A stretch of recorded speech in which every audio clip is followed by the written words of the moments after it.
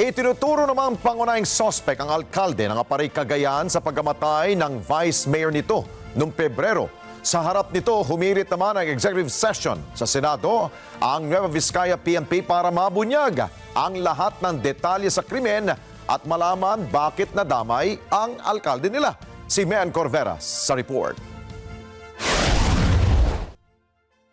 Itinuro ng Cagayan Regional Police Office ang alkalde ng Aparay sa Cagayan na si Mayor Brian Del Chan na pangunahing suspect sa pagpatay kay Vice Mayor Romel Alameda noong February 19 sa Bagabag, Nueva Vizcaya.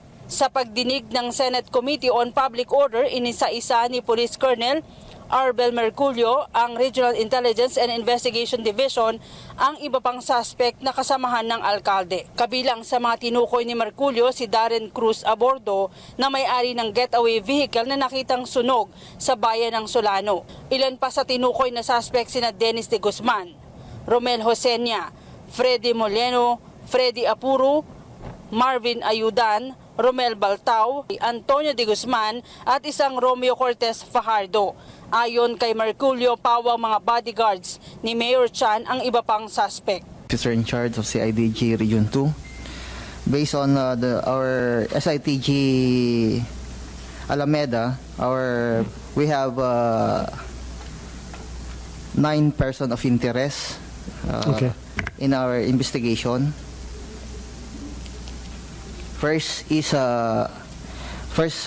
person of interest is the mayor of Aparay, Cagayan, Brian Dale G. Chan. Si Darren Cruz Abordo is from yun po yung na-extract po na may-ari nung getaway vehicle. Diba? Yung naka-link lahat kay Mayor Chan, sir. Pinatunayan ng may bahay ng alkalde na si Mrs. Elizabeth Alameda ang aligasyon.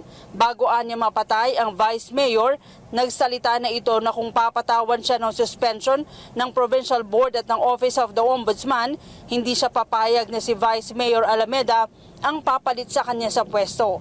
Nais ni Chan na ang pumalit sa kanya ay ang kanyang ama na si Rene Chan na number 1 councilor ng Aparay, Cagayan.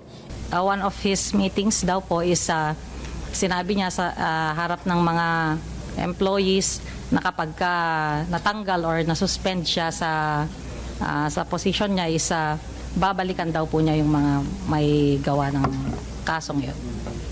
Sino ang nakarinig nun? Yung mga employees po ng munisipyo. Itinanggi ng alkalde ang aligasyon laban sa kanya, pero nag-isa si Mayor Chan sa pagdinig ng Senado dahil sa sangkatutak ng mga bodyguards. Pinunan ni Senador Ronald Bato de la Rosa at Raffy Tulfo bakit pinapayagan ng PNP na may bitbit na long firearm ang mga bodyguard ni Chan, gayong pawang mga sibilyan. May dala-dalang long firearm nakasibilyan. Granting na baril yan ng pulis. Is he authorized to bring that firearm? Oh, bakit hinayaan mo doon sa munisipyo mo? So what kung bodyguard ni Mayor yan? Hindi siya pwede arestuhin? Oh, pwede pala. O bakit may mga ganyan tayo doon? That shows you don't have control of your police station. You don't have control of your EOR.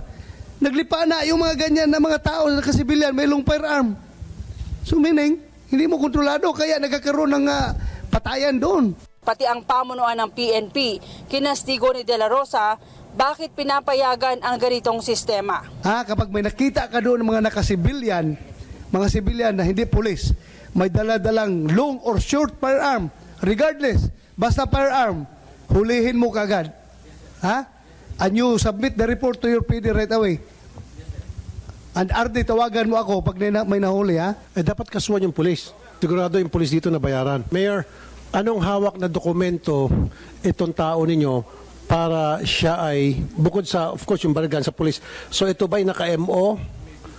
Binigyan ng MO ng pulis para mabitbit niya yung baril. Siyempre, Mayor. Nasa labas po kasi sila, sir. Nasa loob po ako ng office po. Alam mo naman, yung mga tao nakapaligid sa iyo, kung anong mga armas dala, dapat alam mo yun, you should know.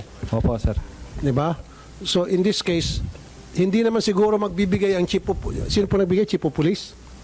Issue po dun sa police po na naka-secure. Kaya nga po, I will not believe na yung police magpapahiram ng baril ng PNP sa bodyguard mo kung walang blessing from you, kung walang tawag from you, kung walang request from you. Kasi why would a policeman, an ordinary policeman, or even a chief of police would grant him the privilege of carrying a long firearm, which is a property of the PNP, kung siya mismo lang nagde-decide?